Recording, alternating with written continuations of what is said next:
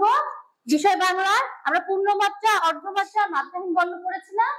এগুলোকে আমি কেটে দিয়েছি, তোমরা শুধু টেস্ট করবে। যেগুলো পূর্ণমাত্রা, যেরকম পূর্ণমাত্রা যেগুলো, সেগুলো এখানে দিবে, যেগুলো মাত্রাহীন সেগুলো এখানে দিবে, আর যেগুলো মাত্রা অর্ধেক, যেমন এটা মাত্রা অর্ধেক না, এটা আমরা এখানে দিব। ঠিক আছে?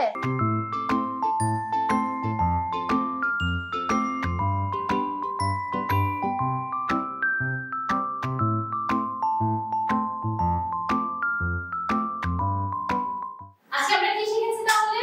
পূর্ণমাত্রা কতগুলো বলো তো? টোটাল কতগুলো? 32টি। অর্ধমাত্রা কতগুলো? 5টি। মাত্রা 10টি। ঠিক আছে? এরপরে মনে থাকবে সবার? ঠিক আছে।